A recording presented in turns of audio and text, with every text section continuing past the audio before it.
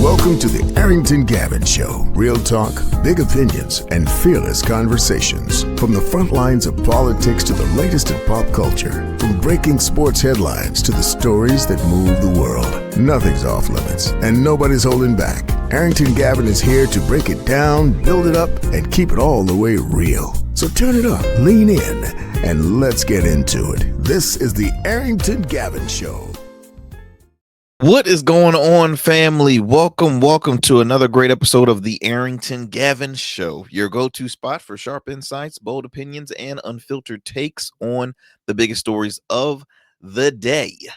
Whether it's politics, sports, pop culture, or the latest buzz, look, we're diving deep and we're always keeping it real. So do me a favor, kick back, stay informed, and get ready to join the conversation. On today's conversation, I want to continue on talking about the controversial, I guess, backlash the NFL, the National Football League, is receiving after announcing that Latin, multi-Grammy winning Latin rapper known as the King of Latin Trap, Bad Bunny, will be performing this year's Super Bowl halftime show.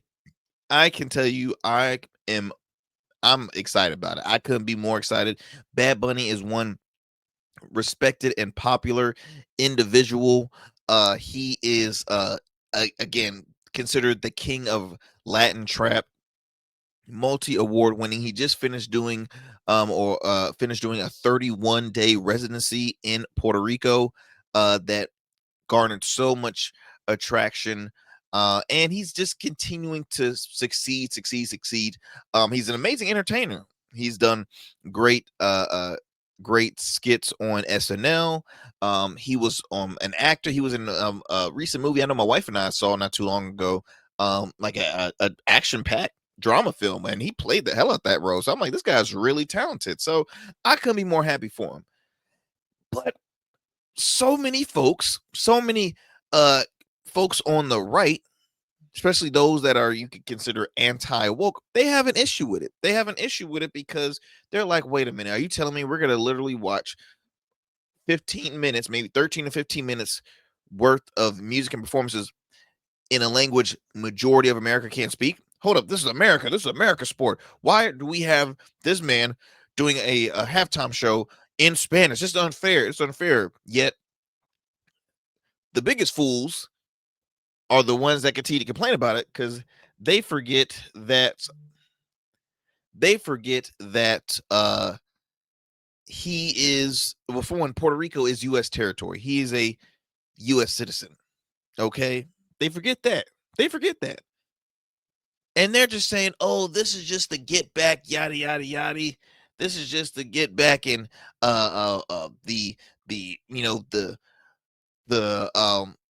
get back on ICE. This is the get back on the whole issue with the border. This is the wokest show on the planet. That's all that it is, right? You got folks like I've already shared, like Jason Whitlock. You have folks like Danica Patrick, who's criticizing the show. You have so many folks that are criticizing this, and it's sad. It's extremely sad. But I got to thinking of more, and I'm like, well, let's have some fun with it, right? I've already shared, my thoughts on those that are against Bad Bunny, but guess what? He's gonna do it, and he's gonna kill it. I already know he's gonna destroy the halftime show.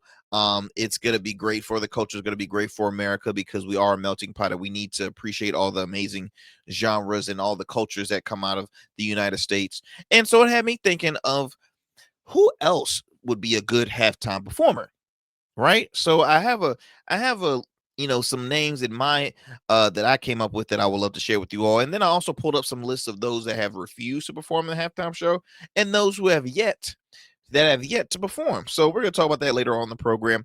Also, sports columnist and journalist and sports commentator Paul Finebaum says, hey, he's interested. He's considering stepping away from sports and entering the field of politics. So we're going to talk about that in the show.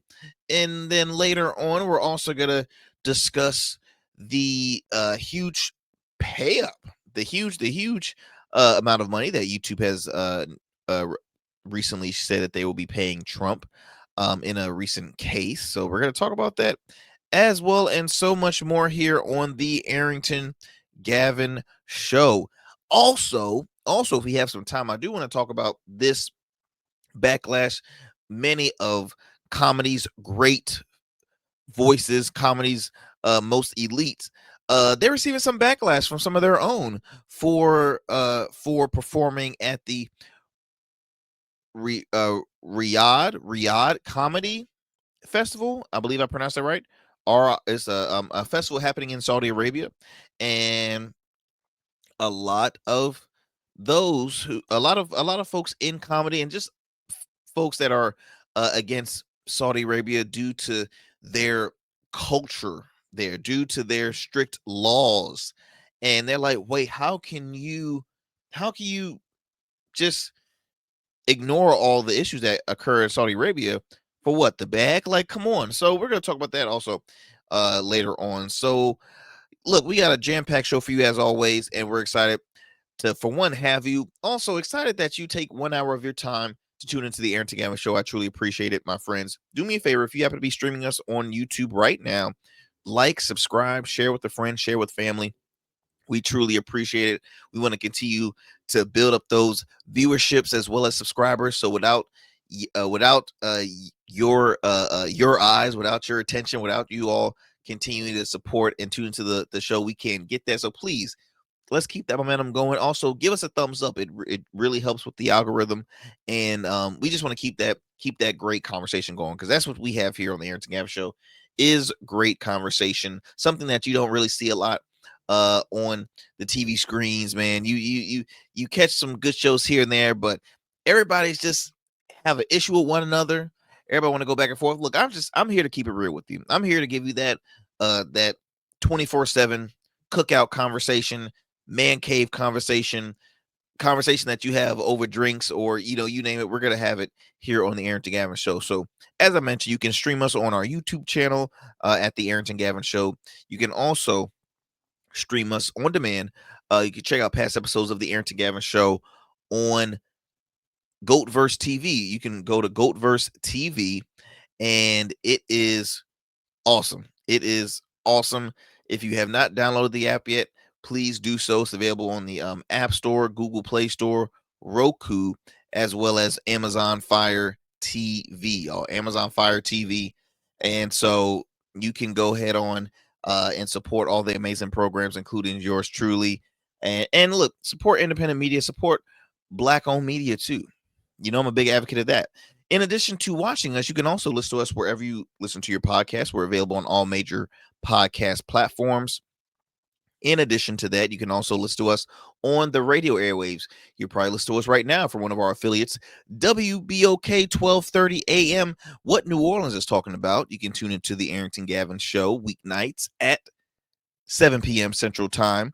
Again, only on WBOK 1230 AM. What New Orleans is talking about. Then we're going to go all the way to the metro Atlanta area to WDJY 99.1 FM Straight Talk. You can tune into the Arrington Gavin Show weeknights at 11 p.m. Eastern Standard Time, only on WDJY 99.1 FM Straight Talk. All right, now that I've got that out the, now that I got that over with, social media too.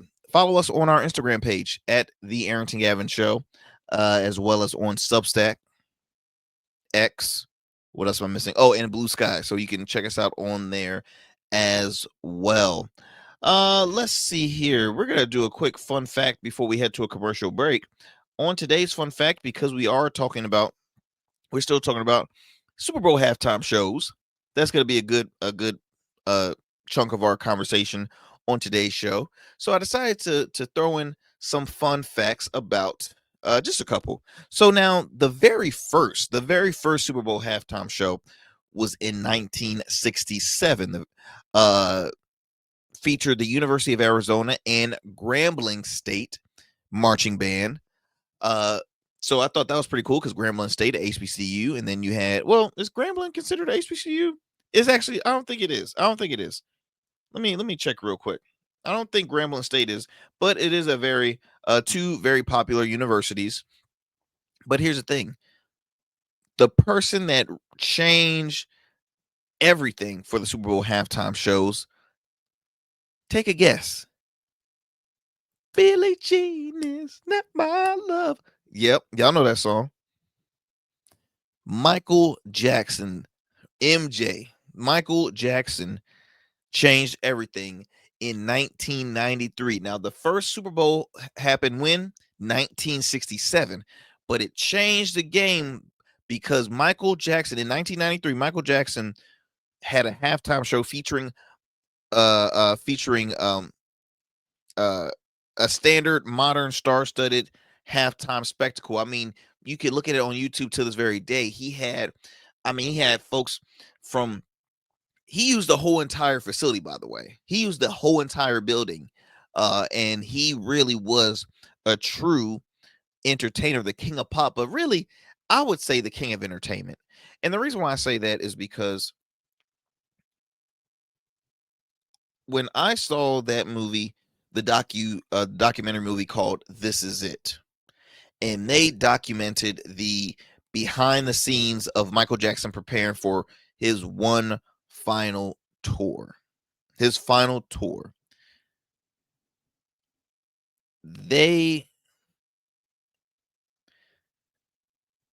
showed how not only sharp he was and how involved he was, whether if it was the lighting, the sound, the costume, and this, that, he was everywhere. But he was he was like, no, he would do it 50,000 times before he knew it sounded, it was right. So I want to thank the late, great Michael Jackson for giving the people what they wanted. Because just imagine, you only watching a marching band during the Super Bowl halftime shows. Now, look, there's nothing wrong with marching bands. Me personally, marching bands are some of the most premier entertainment and the most one of the things that fans look forward to at a college football game, especially HBCU football game. You got the battle of the bands. I mean, the movie, what is it, Drumline? I mean, come on, it's rich history in marching bands, but it's even better seeing, one of your favorite artists perform and saying, "Ooh, what kind of show they're gonna give us this time? What kind of show?" And performing, back-to-back hits. Like, it's dope. So I want to thank Michael Jackson for being the one who started it all in 1993. All right, my friends, look, we got a lot more show for you here on the Arrington Gavin Show. As I mentioned before, do not go anywhere. Do not change that dial. You're listening to the Arrington Gavin Show. We'll be right back after these commercial breaks. What's up, y'all? Welcome to. And we still in traffic. Don't look familiar, do I? Not in this seat. Hey, what's that you listening to? Here to host today. Hey, turn it up. With me? Yeah, this that new GoatVerse app. I got you. So y'all want to know where the goats are? They're off on the sidelines. Looking for fresh, relevant content wherever you go? What was the name of that he said? Introducing GoatVerse TV. GoatVerse, that's what it's called. The free streaming app that brings you the best podcasts, current events, and thought-provoking opinions all in one place. Download it now from the Apple Store or Play Store. In Goats, we trust. Every man has a story to tell. Your ambitions, your achievements, your legacy. Your suit should reflect that story, crafted precisely, designed for impact, and tailored exclusively for you. We work with only the finest fabrics, luxurious wools, silk, linen, and blends from world-renowned mills in Italy, the UK, and India. These fabrics are the foundation of custom suits that exude elegance and stand the test of time. But a suit isn't just about fabric, it's about fit, and it's about confidence, and it all starts with you. When you work with me, you'll receive a personalized consultation, whether in person or over Zoom. Together, we'll explore your vision and discuss your needs, and we're gonna bring your ideas to life. My journey as a designer includes apprenticing under New York-based designer Clavon Leonard, showcasing collections at New York Fashion Week, Algeria Fashion Week, and the prestigious Baltimore Met Gala. That experience is what we bring to every suit we create, from weddings to corporate events and everything in between. We specialize in crafting one-of-a-kind suits for life's most significant moments. Dapper Luke has been recognized as one of Baltimore's best menswear in 2023, and I was honored to be one of the 10 designers selected for the prestigious Baltimore Met Gala. With over 900 satisfied clients, we proudly serve Virginia Beach and Baltimore, bringing world-class designs to these incredible communities. We don't just make suits, we craft confidence. Your suit will fit your body, your style, and it will tell your story. Book your free online personal consultation today. Visit www.dapperluke.com.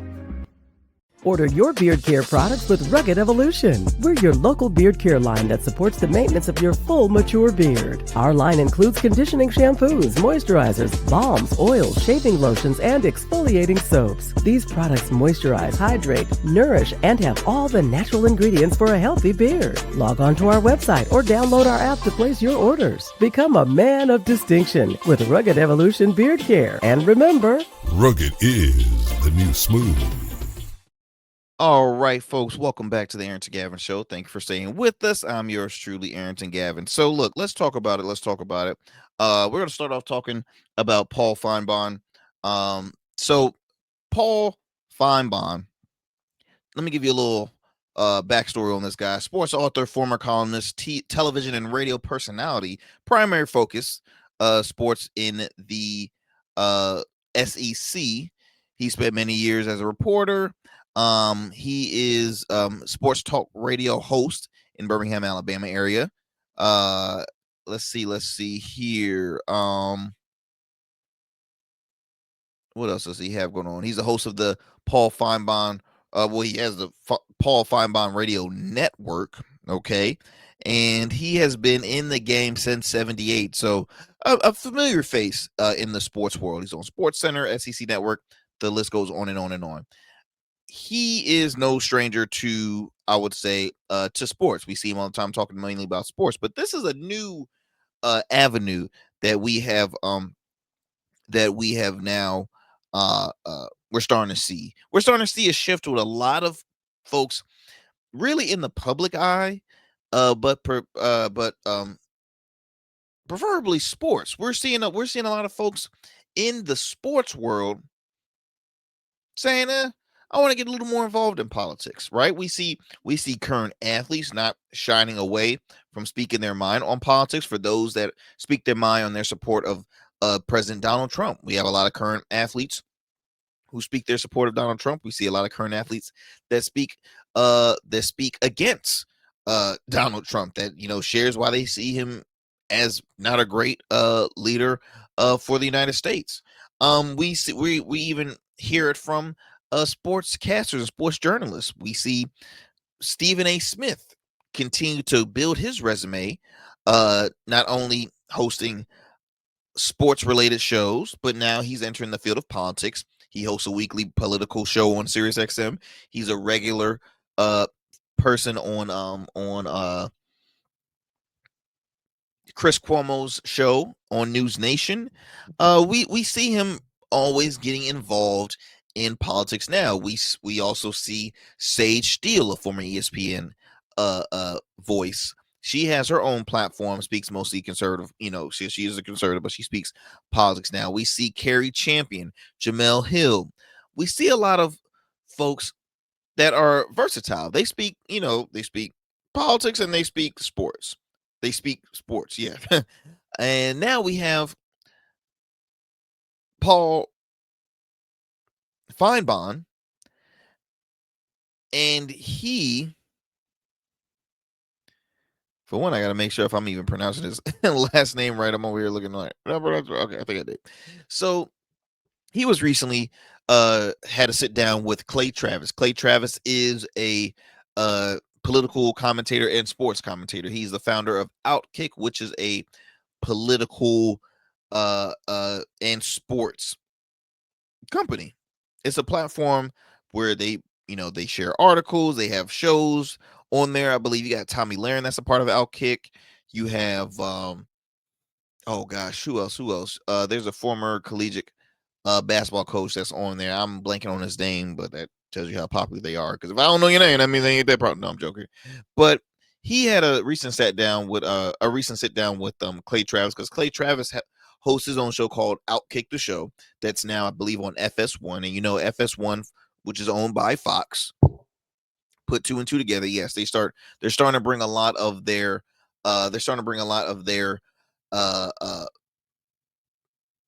sports figures that come a lot on Fox are now having platforms on FS1, because FS1 is trying to be, they're the competitor to ESPN, which is owned by Disney, which is owned by the mouse. And so we're seeing them trying to see, okay, look, how can we become competitors? So you got Clay Travis on there. I believe he's on there weekly. You got David Portnoy on there. And you had Jason Whitlock on FS1, but now he's no longer. He put Blaze and stuff. So let me go ahead and share you this soundbite that Paul had spoken about. Tuberville is running for governor.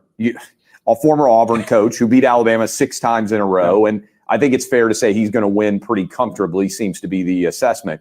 There's an open Senate seat. Bruce Pearl, also at Auburn, had talked about it. He says now he's not going to run. Is that with the conversation? Or are you somewhat interested and intrigued at the opportunity of looking into that Senate race? I'm assuming that's what they reached out to you to talk to you about. Yes, I was very cautious. I didn't take it too seriously. And then ultimately, I ended up talking to someone who made it clear that there was a desire for me to be involved. And this person, obviously, that shall remain nameless, was compelling and compassionate in the approach to me. And I started thinking about it. This is a person highly up in the Alabama political universe. Is that fair to say? That you're having the conversation. Tommy Tuberville is running for governor. So let me just break it down for y'all. So it's no shocker, y'all. It's no shocker that Tommy is a Republican. If he spoke with somebody high in Alabama politics, Bama is redder than red. That's redder than Bama red, okay? That's redder than crimson red, all right? So you have Paul speaking with, and Paul can't say, yes, he said he's a registered Republican in the conversation with Clay Travis. He said he's a registered Republican, which again, it's no issue. It's no issue being a Republican. It's no issue being a Democrat. As long as you, for one, know what your position is, meaning all elected officials are servants for the people. Don't ever put people over. Don't ever put yourself over the people. I could care less what political position you are. I will say this all day, every day. The world cannot succeed by just Democratic policies. The world cannot succeed with just Republican policies. There's a reason why you bring different. If you go to any company to see succeed, everybody has to have something new to the table, bring something new to the table, a different perspective, a different policy, a different strategy. So let me not continue with that because I'm getting sidetracked here. But this reported here by ESPN. Yes, Finebaum says he's considering running for the U.S. Senate. Now, SEC Network host Paul Finebaum said recently that he would consider leaving ESPN to run for U.S. Senate representing Alabama. 70-year-old said during a recent interview with Outkick that he'd run as a Republican to fill the seat vacated by former Auburn football coach Tommy Tuberville, who has said he'll run for Alabama governor in 2026 elections. Now, Tuberville's current Senate term ends in 2027. The qualifying deadline to run for Senate is January 26, 2026. Now, Finebaum said he would likely have to leave his hosting and analyst duties if he decided to run. He told Outkick he'd make a decision within the next 30 to 45 days. Now, Finebaum said he hadn't seriously considered politics, but the assassination of Charlie Kirk was the impetus to give a run at politics further thought. He noted that he had received a text from one or two people in Washington gauging his interest into politics. Now, before I continue on, most folks would say, yes, the assassination of Charlie Kirk was distraught. It was extremely sad. set aside your beliefs of how you felt about the guy, it was still said no one should leave this earth. No one should respond with a disagreement by taking a life. That's out of the picture. Now, personally, it's like what something like that would not make you want to run, because you're like, wow, politics is a dangerous it's a dangerous game. At first it was just cutthroat, but it's starting to be extremely dangerous, right? Especially for a guy who is already well liked by so many, right? He's very well liked by folks on all sides of the aisle. So why leave that why leave that to run for office, right? So let me break it down for you. There was a period, for I'll use an example like Jimmy Kimmel. Jimmy Kimmel was probably liked by people from both sides of the aisle until Trump got into office, and then Jimmy Kimmel said, "Oh, I got to go after this guy 24/7." And so it seems like he always continues to showcase his left-leaning views, and it's a turnoff for most people.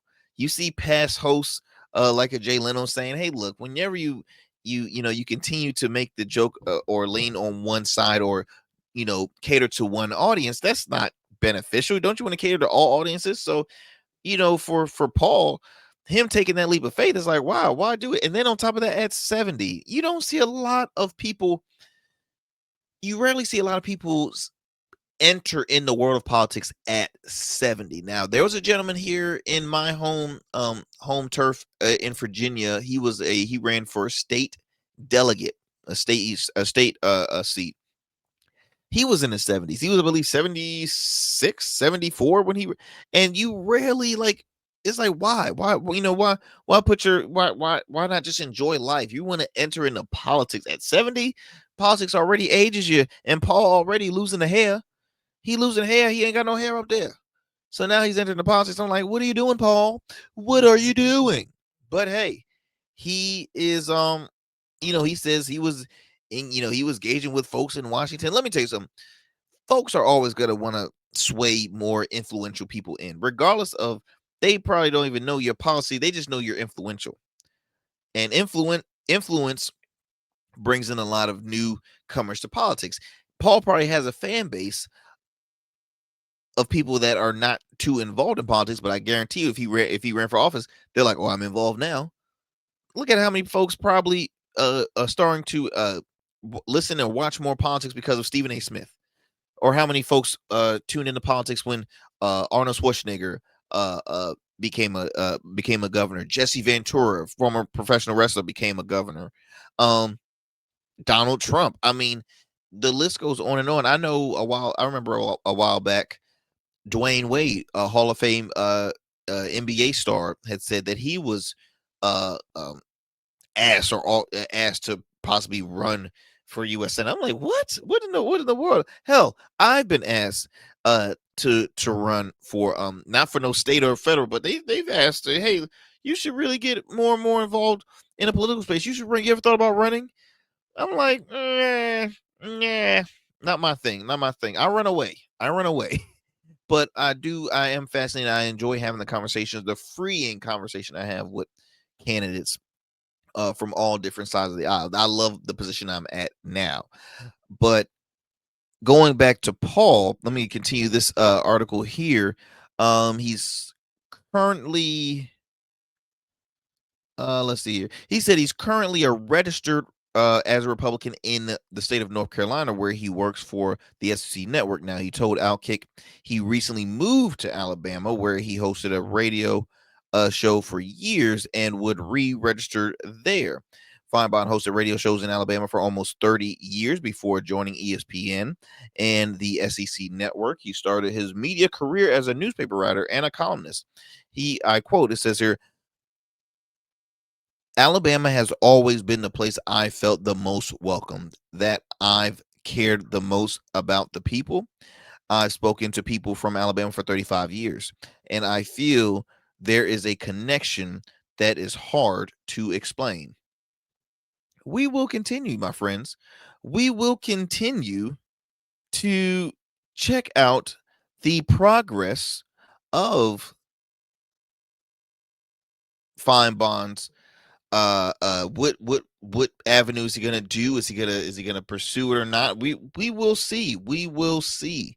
Let me go ahead and digress from this story and move on to another big story that really shook a lot of really shook the news. So let me bring this one up here. So it was recently shared that YouTube would have to pay 24.5 million to settle lawsuit over Trump's account suspension after the January 6th attack. Okay, so let's go ahead and talk about this.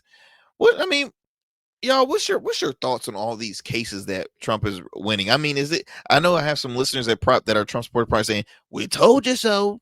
We told you so. Daddy's home. Daddy's rolling in the money."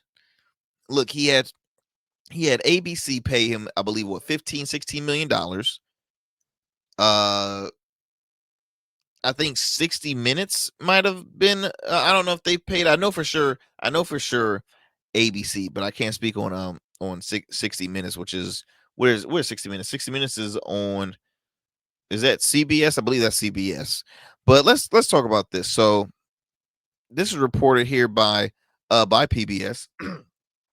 Google's YouTube has agreed to pay $24.5 million to settle a lawsuit President Donald Trump brought after the video site suspended his account following the January 6th of 2021 attacks on the Capitol following the elections that resulted in him leaving the White House for 4 years. Now, the settlement of the more than 4-year-old case earmarks $22 million for Trump to contribute to the trust of the National Mall and the construction of a White House ballroom, according to court documents.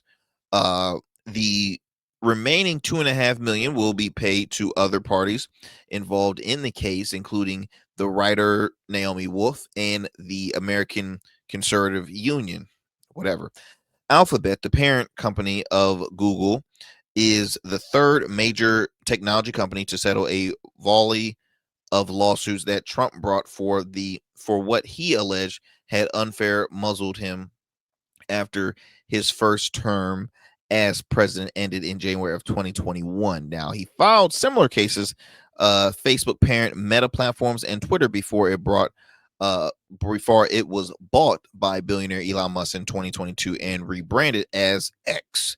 Meta agreed to pay $25 million to settle Trump's lawsuit over the 2021 suspension from Facebook, and X agreed to settle the lawsuit that Trump brought against Twitter for $10 million. Now, when the lawsuits against Meta, Twitter, and YouTube were filed, legal experts predicted Trump had a little chance of prevailing. Well, it looks like he had the last laugh, y'all. It looks like he had the last laugh. Little chance of prevailing. Jeez Louise. After buying Twitter for $44.5 billion, Musk later became a major contributor, obviously we all know, to Trump's campaign. Deutsch. Arrington, can you talk today? No. Doge. And they've been having the back and forth. I know they were recently shaking hands at the I believe it was at the Charlie Kirk Memorial, but let's see how that relationship will hold back. I don't know if it rekindled or whatever. But it says here both Alphabet CEO and Meta CEO were among the tech leaders who lined up behind Trump during his second inauguration in January in a show of solidarity that was widely interpreted as a sign of the industry's intention to work more closely with the president during the first administration. Here we go. ABC's meanwhile agreed to pay $15 million in December towards Trump's presidential library to settle a defamation lawsuit over anchor George Stephanopoulos' inaccurate on-air assertion that the president-elected had been found civilly liable for raping writer E. Jean Carroll. And in July, Paramount decided to pay Trump $16 million to settle a lawsuit regarding editing at the CBS story 60 Minutes news program. See, y'all continue to bring more ammo to Trump because this case right here is more ammunition for Trump when it comes to his speeches of talking nonsense to folks that are going to side with him, for other folks, candidates, conservative candidates, because we're in election season right now. This midterms, we have big elections happening, local, state, and federal levels, and so stuff like that is more ammunition. Every time you might think Trump is a win for the left or win for the good guys, you see Trump is like, bam, I got this. And see y'all, you see how it's all one-sided. You see this? They edit a video. It's a witch hunt. It is a witch hunt, I tell you. I've been saying it. MSDNC, all right? They owe me some money.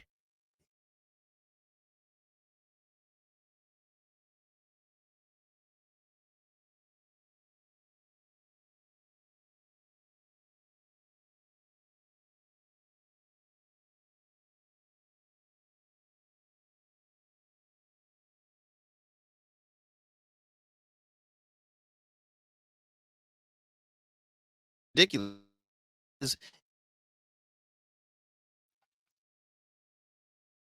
Who had basically trying to over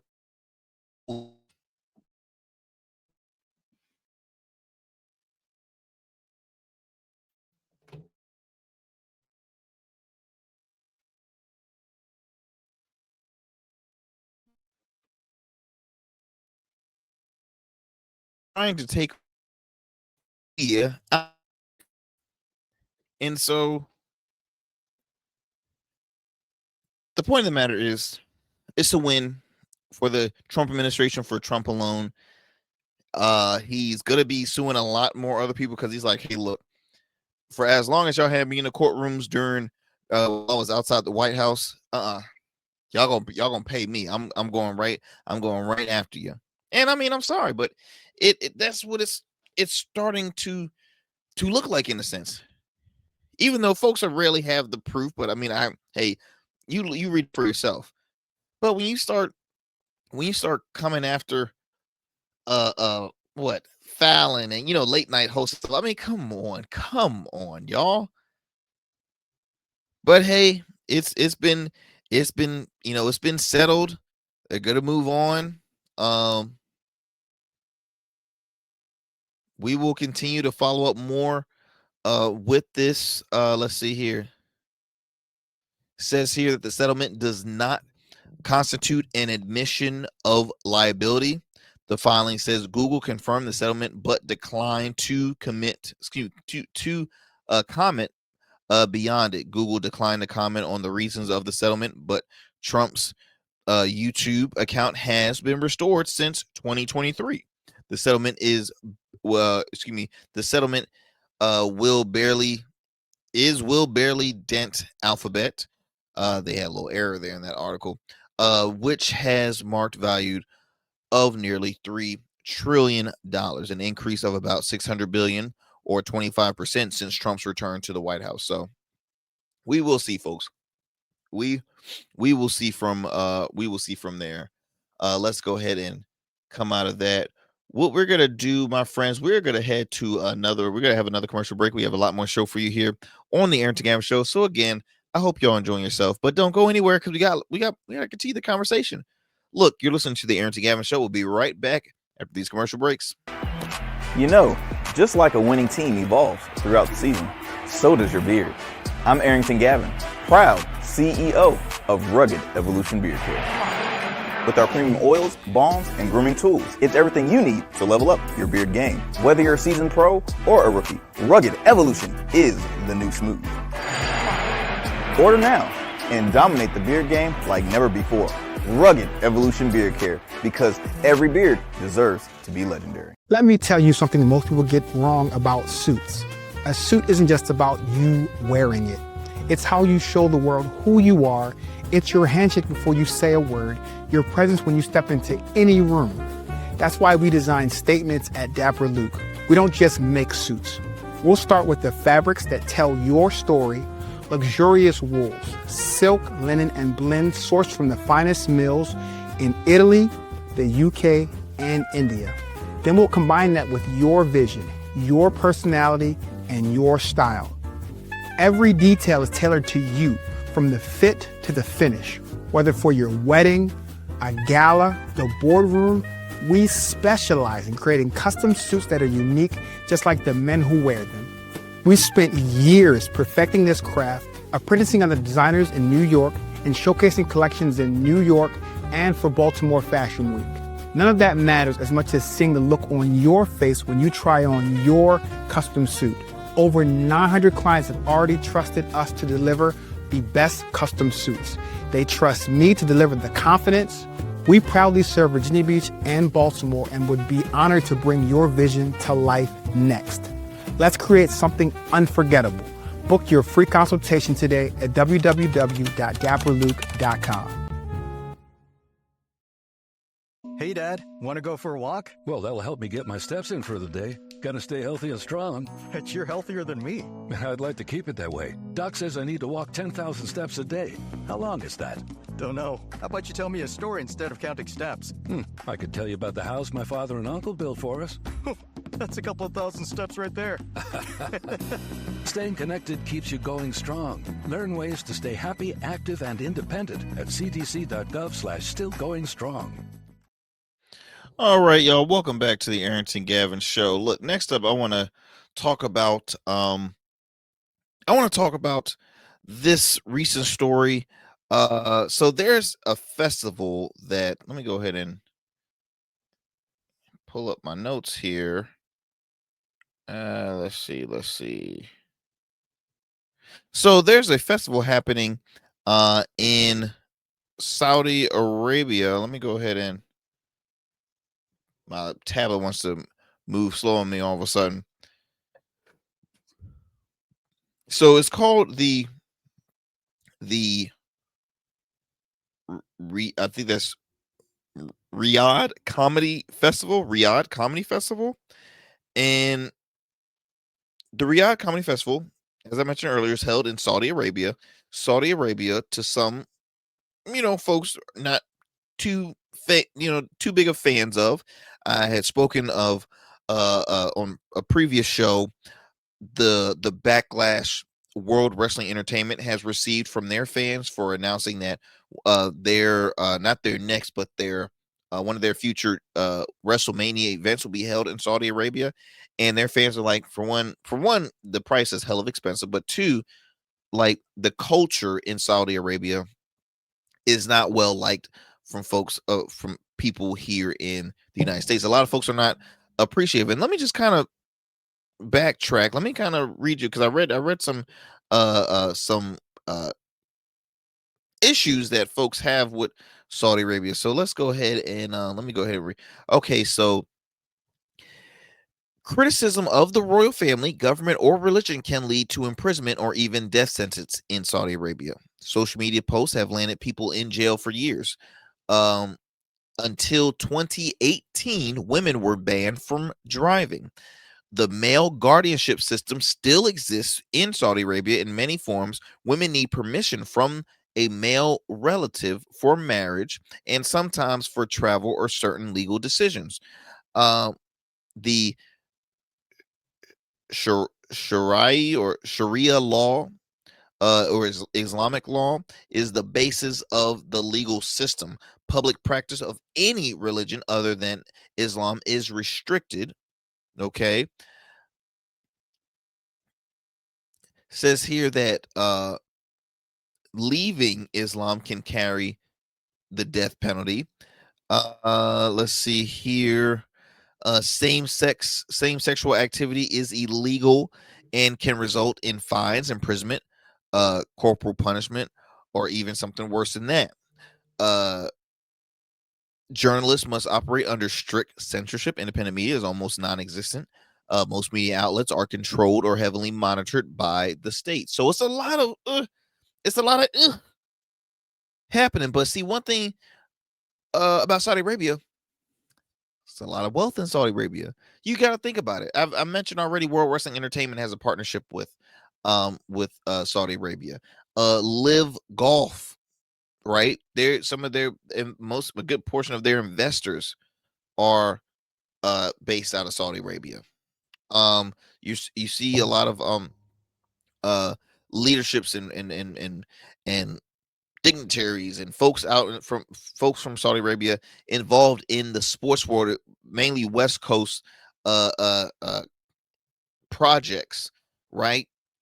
That's where the money is at. So when I heard about this, I'm like, oh, this is a good conversation start. So it's an international comedy festival taking place in Riyadh, Saudi Arabia. The festival features many high-profile comedians and a variety of comedy styles such as stand-up, satire, sketch, and improv. Now, the event was announced by the chairman, Turkey Al-Sheikh, chairman of the General Entertainment Authority. It is part of Saudi Arabia's Vision 2030 strategy to position the country as a destination for international culture and artistic events, right?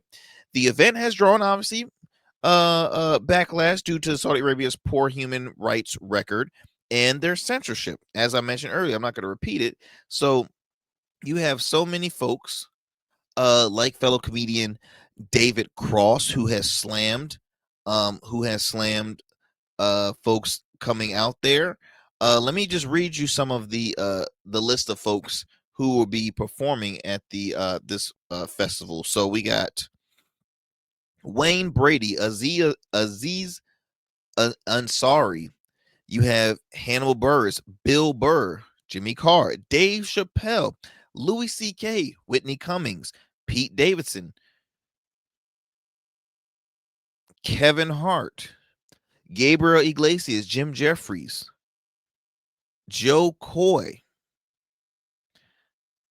Let's see, Jeff Ross, Russell Peters, Mark Normand, Andrew Schultz, Tom Segura. I mean, the list goes on. Ari Spears, Ali Sadiq, Chris Tucker. The list goes on and on, my friends, of so many high-profile, well-known comedians. And you have folks like a Dave Cross. I believe Shane Gillis also spoke him refusing the offer. He's like, oh no, I was offered a bag. I was offered a bag, but I decided not to take it. So let me go ahead and at least share you what David Cross had to say, and then I will share a message from somebody that has defended going to Saudi Arabia to do this festival. So let me first share what David Cross slams Bill Burr, and most comedians performing at the Riyadh Comedy Festival. He said, "I'm disgusted. How can any of us take you seriously again?" Okay, and here's another thing too. You have a good portion of folks that were, I don't know, a good number of folks that were on the left, because we had the comedians for Kamala. Now, I wonder how many comedians for Kamala is involved in this, because how can you be on one side talking about rights this, rights that, rights this, and then accept money from the Saudis, from the Saudi Arabia? Like, how can you? And look, I'm a person. I'm not mad at you getting the bag. If it's an astronomical price, you do you. I have no issue with that whatsoever. If you're an individual that speaks a lot on rights, just right, that you're gonna have to be aware of the backlash that you're gonna be facing. So, as I popped a sour gummy bear in my mouth, excuse me. Comedians are those that really, it's hard to make a living off of stand-up comedy. You have to be really damn good to be a household name. And you see some of the heavy hitter comedians now that branch off into moguls, right? Kevin Hart, Steve Harvey. Oh gosh, who else? I mean, Kevin Hart's a perfect example. I wouldn't really say Dave Chappelle. Dave Chappelle truly is just like one of a kind. Like, he makes all his money from his specials because he's that good. He is one of my all-time favorite comedians of all time. Ahead of him is Bernie Mac. Dave Chappelle is that guy. Comedian David Cross released a furious statement on his website recently condemning the comedians who agreed to perform in Saudi Arabia's Riyadh Comedy Festival. He said, as I quote in the heading, "I'm disgusted and deeply disappointed in this whole gross thing that people I admired with unarguable talent would condone this totalitarian uh totalitarian for what a fourth house, a boat, more sneakers." He continued to say, we can never again take seriously we can never again take seriously anything these comedians complain about unless it's complaining that we don't support enough torture or mass executions of journalists and LGBTQT peace activists here in the States, or that we don't terrorize enough Americans by flying planes into our buildings. Wow, he definitely gave them an earful. Cross went on to call out specific names from the lineup, including comedic giants Dave Chappelle, Louis C.K., and Bill Burr. He says, clearly you guys don't give a what, give a crap. I'll say it like that, give a crap about what the rest of us think. But how can any of us take any of you seriously ever again? All of you complain about, again, I'm rephrasing from a word what he really said, but all you guys complain about cancel culture and freedom of speech and all this other crap. Done. You don't get to talk about it ever again. By now, we've all seen the contract you had to sign. I mean, David doesn't have, he has a valid point. He has a valid point. What is your price is basically what he's saying. What is your price? Because now you're just saying everybody has a price. Everybody has a price. And at the end of the day, I can't prevent, nobody should ever stop you from doing what you think will be right to provide for your household, your family, money is money. Money is money. I can care less what y'all think about me. Aaron, are you saying you do the? I'm saying that the I think about it at least. But seriously, like I'm at the stage of my life where I can use I can use some extra zeros to my check. Okay, come on, add some more commas, add some more zeros now. Shane Gillis also devoured the festival, saying on his secret podcast that he turned down an invitation and a significant bag for an appearance fee. He said, I took a principle stand.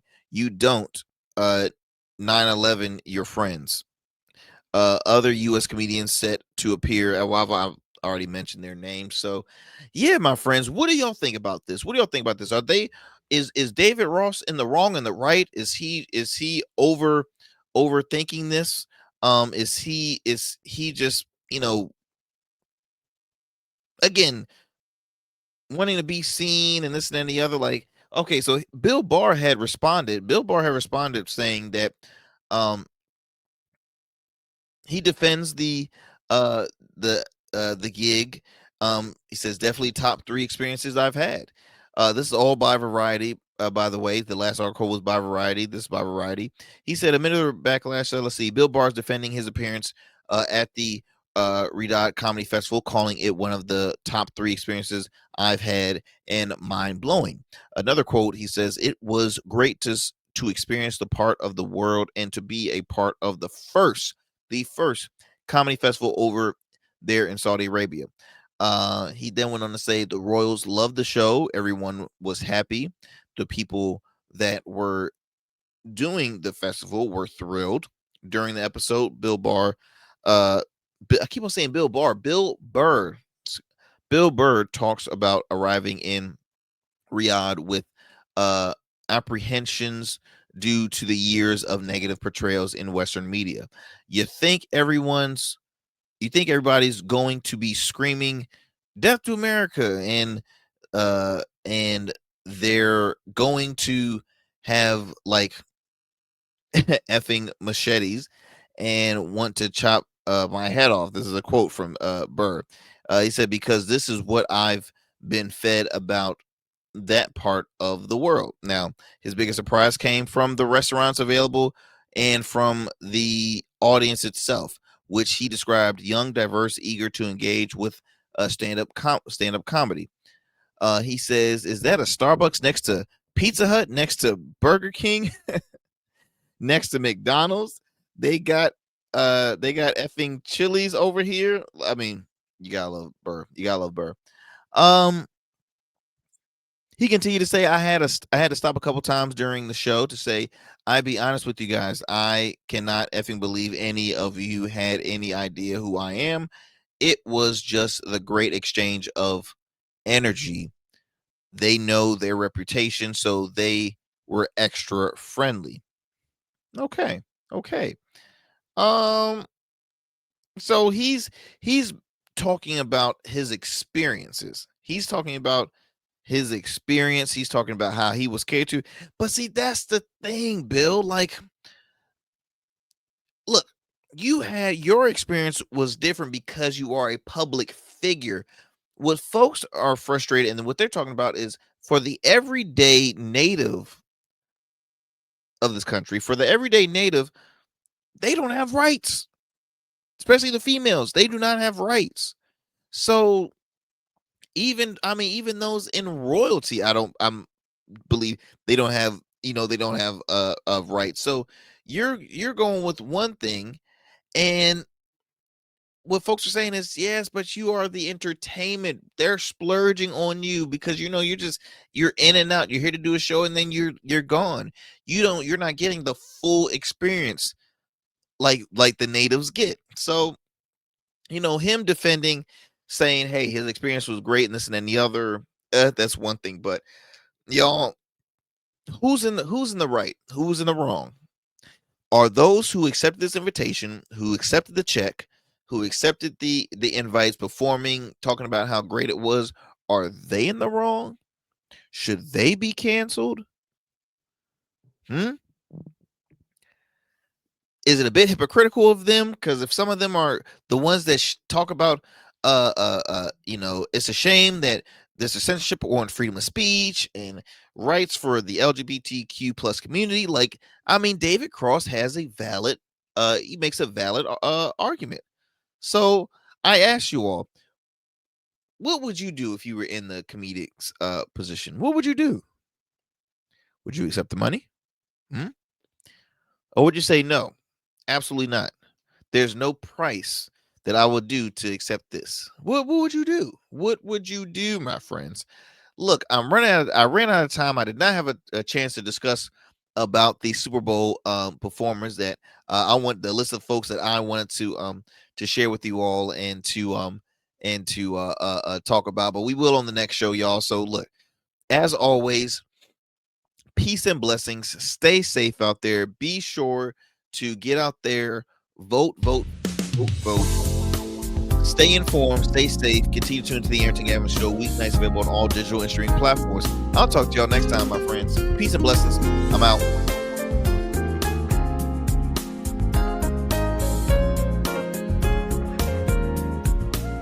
That's it for tonight on the Arrington Gavin Show. Thanks for tapping in and keeping the conversation alive. Don't forget, stay connected with us on all platforms. Follow at Arrington Gavin on Instagram, Blue Sky, and X, and subscribe to the official Substack for exclusive takes and deep dives you won't get anywhere else. We're here every weeknight, same time, same energy, same real talk. Until next time, stay bold, stay sharp, and stay true. That's what we do on the Arrington Gavin Show.